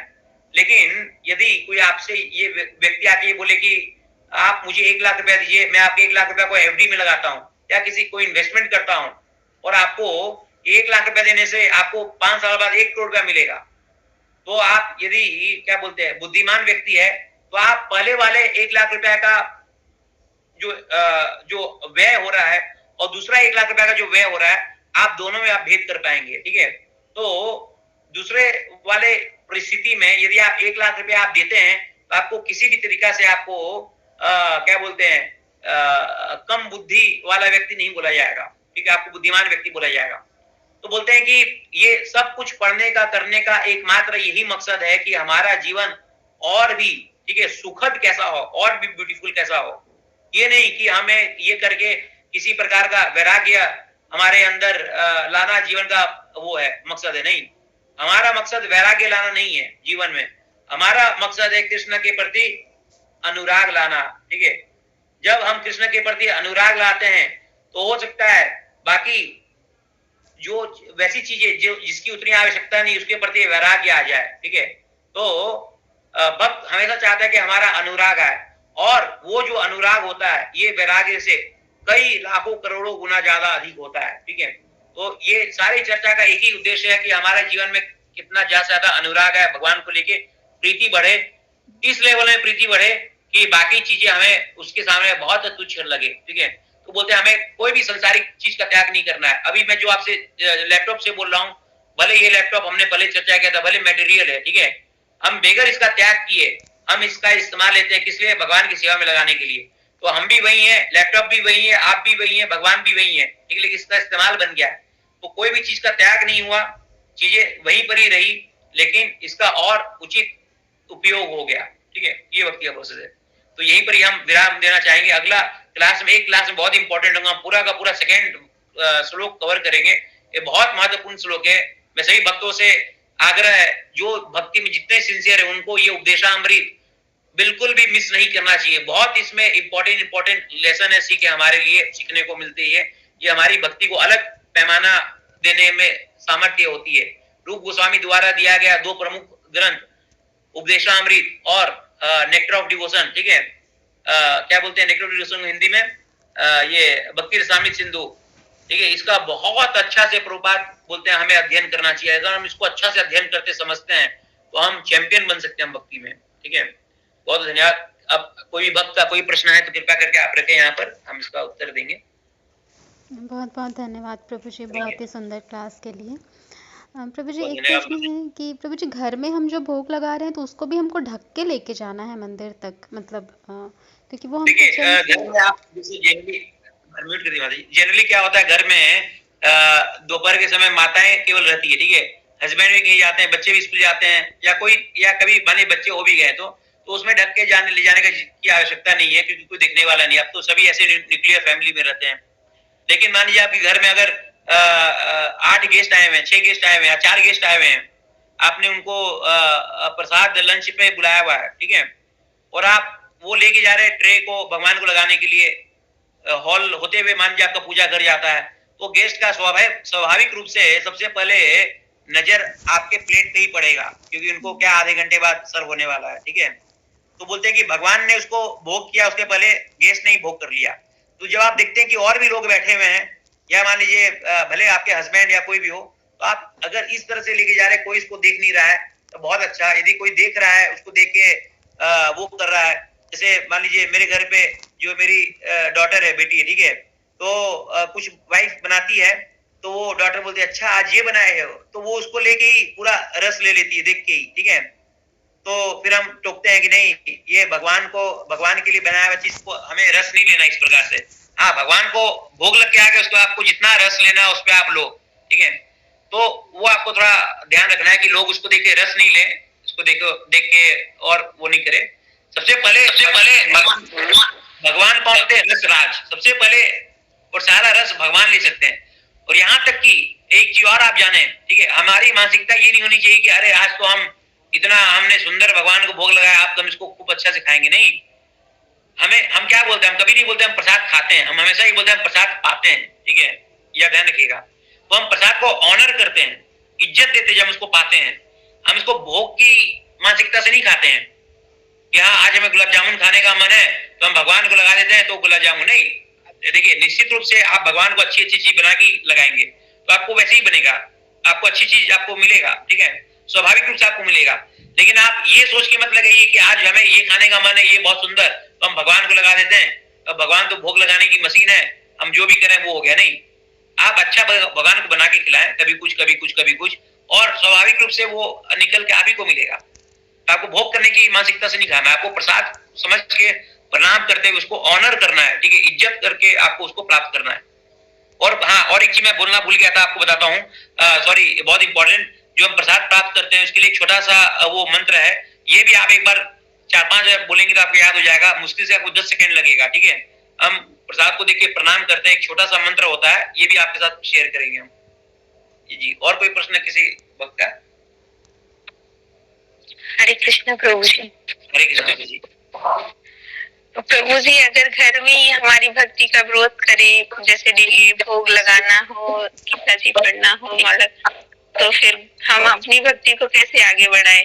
अगर घर के लोग विरोध ये करें, खास करके माता जी लोग के लिए कोई कठिन नहीं होता, क्योंकि आपको खुद बना के रखना होता है, ठीक है। देखिए, तुलसी पत्ता इकट्ठा या वो लाना कोई बहुत बड़ा बात नहीं है। जब तुलसी पत्ता भी ले आते हैं तो आप मान लीजिए घर में आपको बोलते हैं कि आपको 2 बजे किसी को प्रसाद चाहिए, तो आप 1:45 तक प्रसाद रेडी कर लें और 10 मिनट आप खुद जाके आप भगवान को आप वो कर दे, ऑफर कर दें, तो जनरली इतना रोक टोक नहीं होता है, अनलेस एंड अनटिल आपके घर में बहुत ज्यादा विपरीत, किसी घर में बहुत ज्यादा विपरीत हो कि नहीं चाहे कुछ भी हो, भगवान को तो लगाना ही नहीं, तब बात अलग होती है, ठीक है। उसके लिए अलग तरीका से डील किया जाता है या जो भी वो होता है माता जी। नहीं तो नॉर्मली माताओं के लिए बहुत कठिन नहीं होता, आप तुलसी पत्ता रखें और भगवान को मंत्र लगा के करके आप दे सकते हैं, ठीक है। बाकी लोगों को बोले कि आप प्रसाद समझ के मत खाइए, आप ऐसे ही आप भोजन समझ के खा लीजिए कम से कम। जी माता जी, और कुछ इसमें बोलना है? प्रभु जी, भगवान को बाजार से कुछ लाके भोग नहीं लगा सकते, जैसे गुलाब जामुन या भगवान स्वीकार नहीं करते, वो भगवान स्वीकार नहीं करते हैं मीठा आइटम। देखिए शुरुआती स्तर पे कभी कभी मीठा मीठा तो हम लगा देते हैं, ठीक है, वैसे करके, लेकिन क्या है ना, भगवान बहुत ज्यादा उसको स्वीकार नहीं करते हैं। आप लड्डू गोपाल नहीं बैठा रखते हो क्या? शुरुआती स्तर पे हम मना नहीं करते कि आप मत लगाइए बाजार से लाके, आप लगा सकते हैं। वो फिर भगवान अपने आप वो इंटेलिजेंस देते कि हमें धीरे धीरे विरक्ति होता है। माता जी, आप लड्डू गोपाल नहीं बैठा रखे हैं क्या? लड्डू गोपाल को तो भोग लगाते हैं सबको, है ना? हाँ, मैं भी लगाती हूँ माता जी, लेकिन बाजार से जैसे हम लोग अन्नकूट का प्रसाद ये सब लगाते हैं तो बाजार से भी लाके लगाते हैं। उस टाइम आप लगा सकते हो कुछ मंगा के स्पेशल, बिना लहसुन प्याज का बोल के, वो आप प्रारंभिक अवस्था में आप लगा सकते। जनरली जो वैसा होता है आगे जैसे जाके, तो लोग को खुद को ही लगता है कि देखिए अभी जो आप बना रहे हो, जैसे बोले अन्नकूट के लिए हम बाजार के लिए कुछ लाके, जैसे माता जी ने बोला हम लाके लगा सकते हैं, ठीक है। अब वो बनाने वाला, आप देखिए आज के डेट में बहुत विपरीत स्थिति होती है बाजार में भी, वो बनाने वाला कौन है कौन नहीं है हमें कुछ नहीं पता, ठीक है। वो किस मानसिकता के साथ, कितना स्वच्छता के साथ बनाया है। एक बार कभी आप होटल के किचन में आप जाके देखिए, आपको समझ में आएगा। यहाँ तक कि मिठाई घर में आप जाके देखिए, आपको समझ में आएगा। तो हमारा मन भी वो होता है, जैसे से हमारा भगवान से प्रेम विकसित होगा। मैं नहीं बोल रहा हूँ कि आपको ये कुछ करना है, अभी क्या इस तरह पे आप लगा सकते हैं। जैसे आप एक्चुअल मानेंगे नहीं वाकई में लड्डू गोपाल है मेरे घर में, वाकई में भगवान है मेरे घर में, तो फिर आपको थोड़ा सा हिचक होगा, नहीं इससे अच्छा मैं घर में थोड़ा हलवा बना के या कुछ भी जो साधारण वो है वो बना के कर दूं। और फिर इसका फायदा क्या होगा? फायदा ये होगा जो कि बाकी आदमी, ठीक है, लाखों जन्म तक ये अपना जीभ का जो स्वाद होता है ना, कोई नहीं छोड़ सकता है। बोलते हैं कि बुढ़ापा मरने तक भी होता है ना, बोलते हैं कि अंतिम इच्छा क्या है, तो वो यही बोलेगा सोम पापड़ी या गुलाब जामुन खिला दो। ये इतना तीव्र होता है काम वासना और ये चीज, ठीक है। मतलब क्या कि भैया नेक्स्ट बॉडी तैयार है, आओ इस भौतिक जगत में, उसका नेक्स्ट बॉडी रखा हुआ। क्यों? गुरुबात बोलते हैं कि अगर रसगुल्ला तक खाने का अगर इच्छा रह गया ना मन में, ठीक है, तो वापस आना पड़ेगा। देखिए इसको गंभीरता से समझिएगा, क्योंकि आपको अगर रसगुल्ला तक भी भोग करने का इच्छा है तो वो रसगुल्ला खाने के लिए आपको आना पड़ेगा। तो आप बोले कि अरे कैसे संभव है कि इच्छा खत्म हो? वो इच्छा तभी खत्म होगा जब आपका प्रीत लड्डू गोपाल का, वाकई में आप लड्डू गोपाल मानेंगे कि मैं किसी का भी बनाया कुछ नहीं खिला दूंगा। आप क्या अपने 2 साल के 1 साल का बच्चा को आप कोई भी खिला देते बाजार का? नहीं खिलाते हैं ना, आप 100 बार सोचते मन में। तो क्यों? क्योंकि आपको प्रेम, भगवान से भी प्रेम विकसित नहीं हुआ। और ये जो मैं आपको तरीका बता रहा हूं, ये सबसे ज्यादा शॉर्टकट तरीका है भगवान से प्रेम विकसित करने का। नहीं तो क्या आसान है क्या हमारे लिए संभव रखना? संभव है क्या कि इतना जन्म से हम इतना पाप किए भगवान से ऐसे प्रेम कर रहे? ये सबसे बोलते हैं शॉर्टकट रूट है कि कम से कम इतना करके देखें, वो प्रेम जो बाकी योगी, अष्टांग योगी लाखों साल तक, ठीक है, तपस्या करके, सैकड़ों जन्म तक तपस्या करके वो प्रेम का पी भी नहीं हासिल कर पाता है, भक्त इस जन्म में ही प्रेम करके ये हासिल करके जाता है। हमारे इस क्या बोलते हैं, इस हरे कृष्णा मूवमेंट में ही कितने भक्त हैं जो कि लास्ट 30-40 साल में गए भौतिक जगत गए हैं यहाँ से निकल के, आचार्य द्वारा इसकी पुष्टि है, वो वाकई में आध्यात्मिक जगत गए हैं यहाँ शरीर छोड़ के, गुरु द्वारा पुष्टि है। तो ये तभी संभव हो पाता है जब आप अपना कम से कम इतना कर ले। आपको कोई रोका नहीं, आप गुलाब जामुन खाइए बना के, रसमलाई खाइए, या कुछ भी खाइए, हम कुछ भी छोड़ने को नहीं बोलते हैं। बाकी जगह आप जाएंगे तो बोले नहीं ऐसे नहीं खाना, वो नहीं, कुछ नहीं, लेकिन कम से कम इतना भगवान को भोग करके करे। देखिए इसमें बहुत सारे भक्त है, माता भक्त है इस्कॉन से जुड़ी हुई बहुत सारी सीनियर, जिन्होंने रेसिपी बुक भी निकाला है, ठीक है। और आप ये मान के चलिए इस्कॉन में भक्त जितना खाता है ना, या जितना स्वादिष्ट चीज खाता है, उतना शायद ही कहीं खाता होगा, ठीक है। ये मैं आपको गारंटी दे सकता हूँ, ये मेरा जो अनुभव है।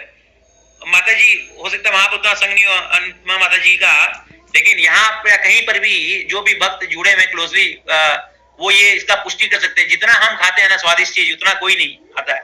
हमें मना करना होता है कि नहीं अभी नहीं, अभी नहीं है, क्योंकि हर हफ्ता 10 दिन में कोई ना कोई फेस्टिवल होता है, और हमेशा भक्तों के बीच में हमारा जो कम्युनिटी रहता है, कभी कुछ कभी कुछ कभी कुछ लगा रहता है, और इतना इतना प्रकार का हमें खाने को मिलता है। आप कभी भी कोई भी मंदिर चले जाइए, आप कभी भी भूखा आपको वहां से नहीं आने को होगा, ठीक है। तो ये हमें चिंता नहीं करना है, इसका सारा बंदोबस्त होते रहता है। और कोई भक्त पूछे, कोई प्रश्न है?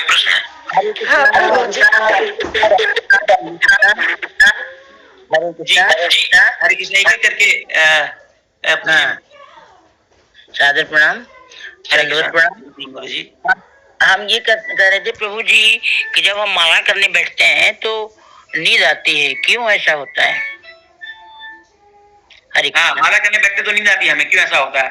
बहुत सुंदर ये चीज। तो देखिए जब माया देवी देखती है ना कि अरे ये तो लाखों करोड़ों जन्म से मेरा सेवा कर रहा था या कर रही थी, अब इसका क्या मति फिरा है कि ये तो मेरा तो सेवा रुक जाएगा अब तो कृष्णा के पास, क्यों पता है ना माया देवी को कि यही डेंजर है। जहाँ कोई भक्त माला उठाया ना तो समझिए कि अब भगवान द्वारा ही डायरेक्ट प्लानिंग स्टार्ट हो गया, इसको अपने आध्यात्मिक जगत में कैसे लेके आए।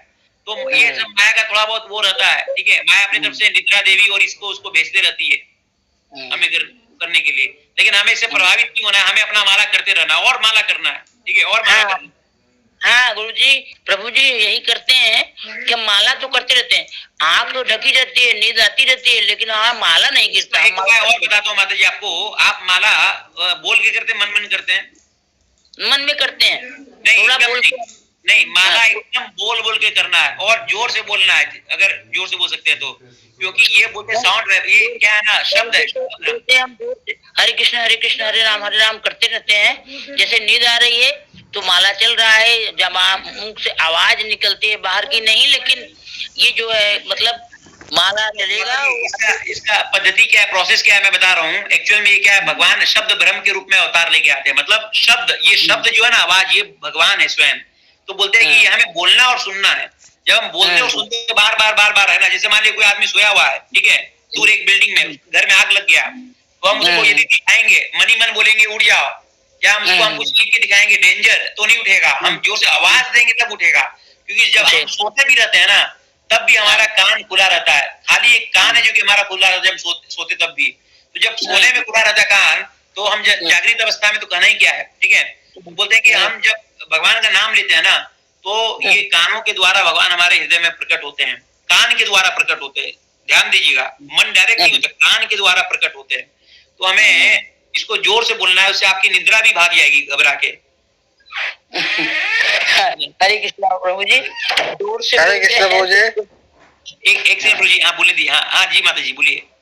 तो जब हमेशा जोर से करते रहते हैं, जैसे 8 माला 10 माला हो गई, जोर बोल कर ही करते हैं जी। तो उसके बाद जब नींद आ रही होती है तब वो मतलब आवाज निकलना बंद हो जाता है और नींद आ जाती है। अगर मान लीजिए, फिर मैं उसका उपाय बता रहा हूँ, मान लो कभी नींद आती भी है ना, तो आप माला को साइड में रख के भले आधा घंटा सो जाए, लेकिन माला जब करें अटेंटिवली करें, ठीक है। कभी कभी मतलब जनरल नहीं, मेरे साथ भी कभी कभी होता है, मान लीजिए 15-20 दिन कभी की सुबह हम लोग मंगला आरती जाते हैं, 4 बजे उठना रहता है, और कभी कभी 6-6 बजे नींद आती है, तो मैं घर आता हूँ, 10 मिनट का नींद लेता हूँ, ठीक करता हूँ अपना। वो नींद में 4-5 माला पास कर देने से अच्छा है कि 10 मिनट आप कम से कम वो लेट जाए और आप फिर करें वैसा वो चीजें। थैंक यू, धन्यवाद गुरु जी। और भोग लगाने वाला मंत्र, भोग लगाने वाला, भोग पाने वाला, ये दोनों मंत्र आप इसमें डाल दीजिएगा। तो माता जी आप वो भेज दीजिएगा, प्रभुपाद का मंत्र शायद जी। गुरु महाराज वाला नहीं, जी क्योंकि जी डिवोटी जी सब। प्रभु जी, जी प्रभु जी। जी हाँ सॉरी, हाँ अमित जी एक मिनट पहले वो सुमन दी का भी एक प्रश्न था, एक मिनट आता हूँ, पूछे कृपया करके। हाँ, दंडवत प्रणाम प्रभु जी। हाँ धन्यवाद प्रणाम माता जी। प्रभु जी मैं बोल रही थी, जैसे कभी हम लोग सफर में जाते हैं और उस समय हम लोग भोग नहीं लगा पाते प्रभु को साक्षात, तो क्या हम लोग मन में वो मंत्र बोल के और उस भोजन को ग्रहण करेंगे तो वो प्रभु पा सकेंगे ना? हाँ वो करेंगे, मन से आप करिएगा कि आप ये बोलते हुए कि अभी कृपया करके संभव नहीं हो पा रहा तो आप एक्सेप्ट करें, भगवान उसको एक्सेप्ट करेंगे। भगवान सार ग्राही होते, सार को एक्सेप्ट करते हैं, लेकिन इसका जब भक्त मिस यूज करते हैं ना, अच्छा भगवान तो सार ग्राही है तो हम तो भगवान को खाली सार से मतलब है ना, ठीक है, भाव से मतलब है तो हम छोड़ देते, नहीं वो एक्सेप्ट नहीं करते हैं। अगर वाकई में कभी दिक्कत है वो आप करें तो भगवान इसको एक्सेप्ट करते हैं। प्रभु जी एक और बात, जैसे हमारे घर में तो और भी सदस्य है, अगर कुछ मिठाई वगैरह कुछ बाजार से लेके आते हैं वो लोग, तो ऐसा लगता है, भाव आता है कि हम गोपाल को पहले भोग लगा दे फिर ही तो ग्रहण करेंगे ना। तो क्या मैं तो बोल ही रहा हूँ, अभी शुरुआती स्तर पे आपको देखिए बगैर भोग लगाए तो कुछ लेना ही नहीं है, तो आप बाजार से भी ला रहे हैं तो आप वो गोपाल जी को आप भोग लगाएं, ठीक है, और आप उसको प्राप्त करें। हाँ, क्योंकि हमारे यहाँ भी जैसे प्राप्त करने से तो लाख गुना अच्छा है कि आप वो बाजार से आप जो ला रहे हैं जो बगैर प्याज लहसुन का, ऑब्वियसली वो वाला आप उसको वो भोग लगा के उसको आप प्राप्त करें। और ये आप बोल सकते हैं कि अभी मेरा वो स्तर नहीं, देखिए भगवान क्या है ना, क्या बोलते हैं, दीन बंधु है।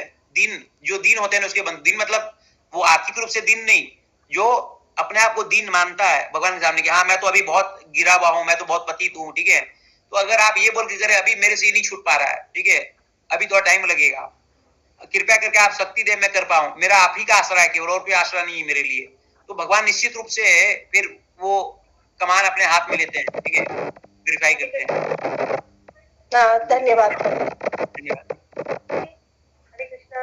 हरे कृष्णा जी, चलिए एक मिनट था, अमित प्रभु का एक प्रश्न था, बोल लेता हूँ। हाँ अमित प्रभु जी बोल रहे थे। हरे कृष्णा प्रभु जी, हरे कृष्णा, धन्यवाद बनाओ। अच्छा प्रभु जी, हम सुबह में जपा सुबह में रोज सुबह में कर लेते हैं ना, सुबह में हम लोग 10-12 माला 14 माला मेरा सुबह में हो जाता है ना, तो 1-2 माला रहने से रह जाता है ना, तो एक दिन मेरा मिस हो गया, थोड़ा सुबह में उठने के लिए थोड़ा तबीयत ठीक नहीं लग रहा था, तो सुबह में उठ नहीं पाए, तो मैं क्या हुआ कि जपा मेरा रह गया, सुबह में मैं नहीं किया, तो दिन में मैं वही टेंशन कर रहा हूँ, मैं जपा नहीं हो रहा, वैसे दिन में मैं कर लिया हूँ, दिन में मैं कर लिया हूँ, होने से भी मैं रात में जो सोया हूँ ना, रात में सो के मैं हरे कृष्ण कृष्ण कृष्ण हरे हरे, हरे राम राम राम हरे हरे, ऐसा मैं मंत्र कर रहा हूँ। बहुत सुंदर, बहुत सोते हुए भी। बहुत सुंदर, बहुत सुंदर। क्यों मुझे ऐसा क्यों हुआ? नहीं, मैं तो जपा तो मैं कंप्लीट किया हूँ ना, होने से भी मैं मतलब सुबह में मैं नहीं किया हूँ ना, तो सुबह में नहीं किया हूँ तो अभी ऐसा इधर में शाम को किसी के छूट सकता है कभी कभी, ठीक है, क्योंकि मान लीजिए वैसा होता है, कोई बात नहीं प्रभु जी, बहुत अच्छा ये हुआ आपको। हाँ दी कुछ पूछे थे आप?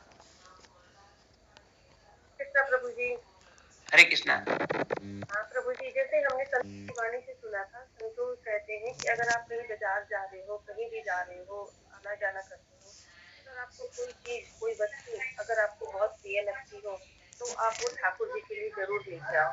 जैसे मान लो अगर आप कहीं जा रहे हो, आपको कहीं गरम गरम जलेबी उतरती तो आप भगवान को पवाओ के लिए आप भगवान को पवाओ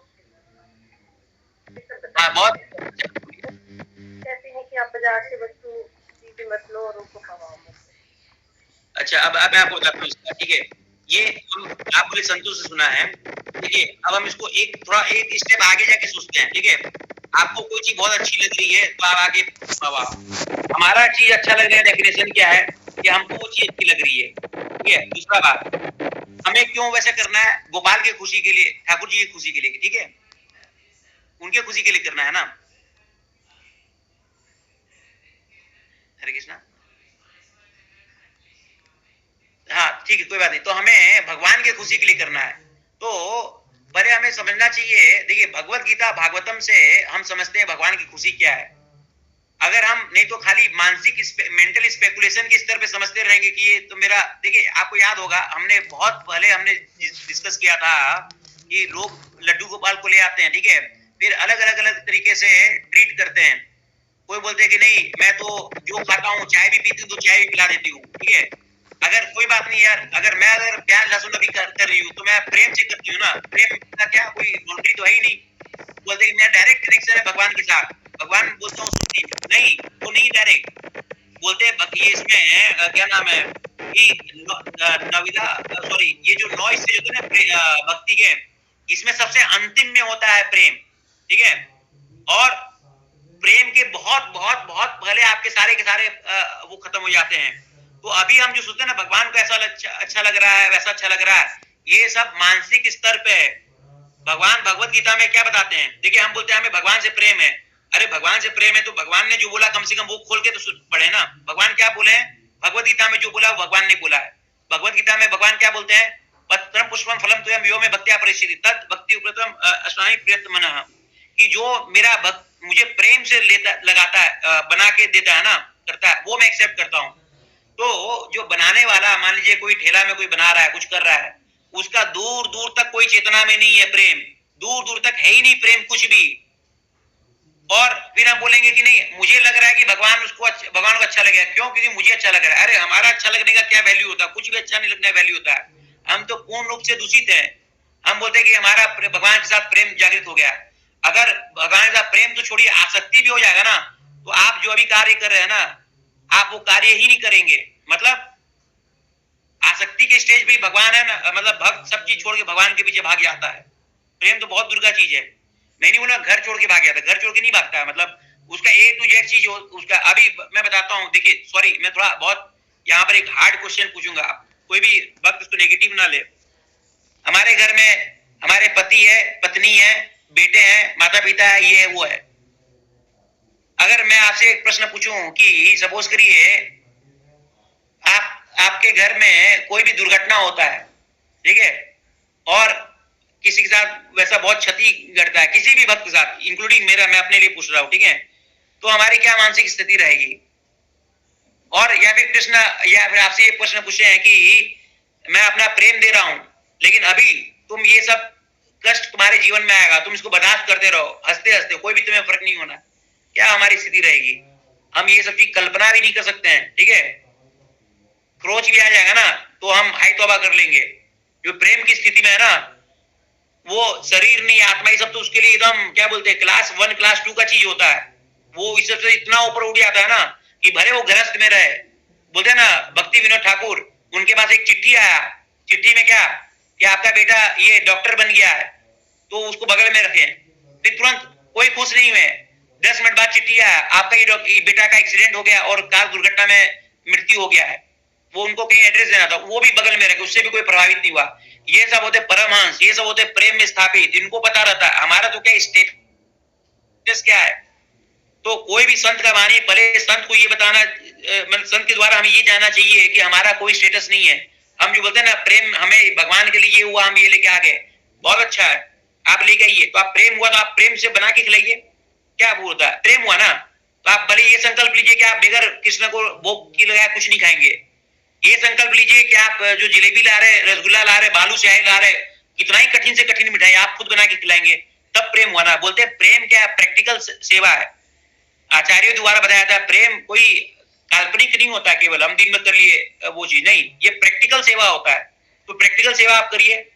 प्रेम है तो आप भगवान का वाणी भगवत गीता को देने के लिए आप सड़क पे उतर के आप भगवत गीता को आप दीजिए, ये प्रेम है।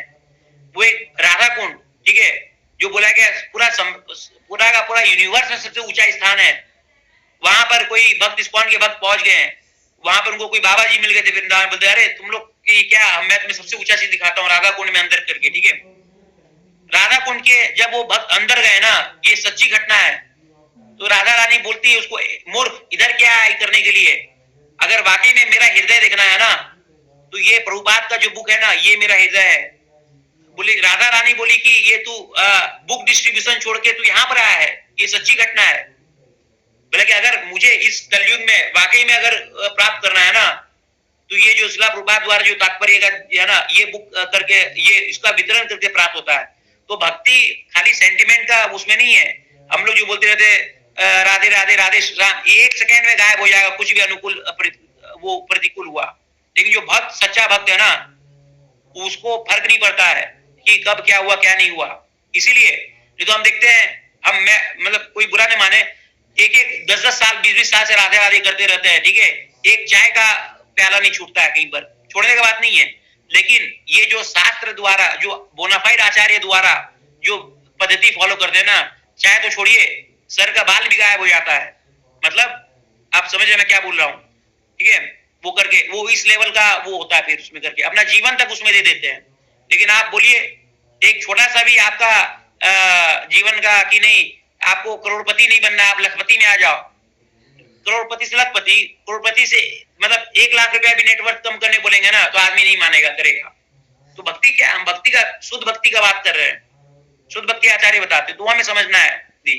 तो शुद्ध भक्ति तभी हमें भगवान के बारे में, भगवान का हृदय पता चलता है जब क्या बोलते हैं, तेषाम सतदिक्तानां भजताम प्रीति पूर्वकम ददामि बुद्धि योगम तम येन मामु पेंदिते। जो हम भगवान को जानने का प्रयास करें वो भगवान ही स्वयं बोल रहे हैं, कम से कम उनका बात माने। क्या बोलते हैं, ददामि बुद्धि योगम तम, ये बुद्धि मेरे बारे में जानकारी ये मैं तुम्हें खुद देता हूं जब तुम प्रेम पूर्वक सेवा अर्पित करते हो, ठीक है, आके तब ये जाके मिलता है। किसी का कोई मतलब ऐसा कर रहा हूँ, क्लियर है? कोई प्रश्न और इसमें दी, कुछ बोलना चाहते हैं? प्रभु जी जी जी सॉरी कुछ बोले, आवाज नहीं आ रहा था जी, प्लीज। हेलो, हाँ बोलिए। कृष्ण प्रभु जी, आप सुमन जी एक बार थोड़ा म्यूट के लिए कुछ बोलिए। हाँ बोलिए। प्रभु जी मैं कहता हूँ प्रश्न तो बहुत है, क्योंकि मैं जब आपको सुनती हूँ और जो मैं अभी तक जो सुनती आ रही हूँ उसमें से कुछ डिफरेंस है। नहीं, आपको आपको आपको ना मेरा सुनना है ना आपको कहीं का सुनना है, आपको शास्त्र का करके सुनना है। जब वो है ना बोलते साधु का लक्षण क्या है, साधु वही है जो कि शास्त्र से बोलता है, पहला डेफिनेशन है साधु का जो शास्त्र से बोलता है, ठीक है, एकदम रेफरेंस करके। मैं देखिए जो भी हम देखिए, इसलिए आपको आप देखते होंगे हम क्लास में कई बार संस्कृत श्लोक बोलते हैं, संस्कृत बोल के ये उद्देश्य नहीं कि अपना संस्कृत का वो दिखाया जाए, नहीं, इसका एकमात्र उद्देश्य है कि साधु को चाहिए कि हमेशा कृष्ण का बोला हुआ जो वर्ष है ना शास्त्र का, उसका रेफरेंस देके बोले। कभी भी हम शास्त्र को छोड़ के अपने रेफरेंस देके बोलेंगे ना तो समझिए कि हम अपना मन से बोल रहे हैं। बोलते हैं कि गुरु बनने का कोई बहुत बड़ा डेफिनेशन नहीं होता, बहुत सिंपल डेफिनेशन है, गुरु को वही दोहराना है जो शास्त्र में दिया हुआ है और उसके अलावा कुछ नहीं उसको बोलना है। अगर एक शब्द भी अगर कोई गुरु बोलता है ना समझिए वहां पर उसका फॉल डाउन हो गया है, और ये शास्त्र का बोला हुआ है। हम तो बद्धजीव है, हम तो क्या बोलेंगे अपने मुख से। तो इसलिए हम बोलते हैं शास्त्र आप भी पढ़िए, सभी भक्त यहाँ पर मौजूद आप शास्त्र पढ़े। जब हम शास्त्र पढ़ते हैं तो हम खुद देखते हैं कि अरे ये आचार्य, जब मैं आपको अपना पर्सनल रियलाइजेशन बता रहा हूँ, ठीक है, बात के प्रति हम इतने लोयल है, लेकिन जब हम इतने साल शास्त्र पढ़ते भगवत गीता भागवतम, तब हमारा संकल्प, ठीक है, प्रभुपाद की तरफ और भयंकर गहरा होता है। क्यों? तब दिखता है कि एक भी शब्द प्रभुपाद ने आज तक कभी नहीं बोला जो भागवतम में भगवत गीता में नहीं दिया हो। प्रभुपाद का एक शब्द भी किसी भी लेक्चर में हमने आज तक नहीं सुना जो कि हूबहू भागवत गीता में दिया हो, उसी का खाली रिपीट करते हैं। ये भगवान की शुद्ध भक्त का निशानी होता है। सॉरी, हाँ बोले, प्रश्न पूछिए। हरे कृष्ण प्रभु जी। प्रभु जी जैसे हम लोग का आदत है कि जो भी हम लोग के घर में आते हैं पहले हम लोग लड्डू गोपाल को भोग लगाते हैं, तो आप जैसा बोल रहे हैं कि बाजार का कुछ नहीं लगाना चाहिए। कुछ नहीं, मैं बोल रहा हूँ कि अभी शुरुआती स्तर पे हम कर सकते हैं, ठीक है, अभी मैं मना नहीं कर रहा हूँ, अरे मुझे भी कई साल लग गया था, ठीक है, स्टार्टिंग में वो छोड़ने में, वो धीरे धीरे हम लोग को क्या है, बिना भगवान को भोग लगाए कुछ खाने का कुछ मन नहीं करता है, तो मीन्स जो भी घर में आता है पहले लड्डू को भोग लगाते हैं, तो मीन्स क्या बाजार का नहीं लगाना चाहिए? नहीं, देखिए अभी मैं जैसा बता रहा हूँ शुरुआती स्तर पे हमें वो गिव अप नहीं करना है। इनफैक्ट मैं भी कई साल तक लगाया था, वो उतना आसान नहीं है। आप खा रहे, आप कैसे छोड़ देंगे? आपको बाजार का अलग चीज इतना स्वादिष्ट लगता है, धीरे धीरे भगवान जैसे करते वो अपने आप छूटता है, ठीक है माता जी, वो उसके लिए सोचना नहीं है। और जब भगवान छुड़वाते हैं ना वो चीज,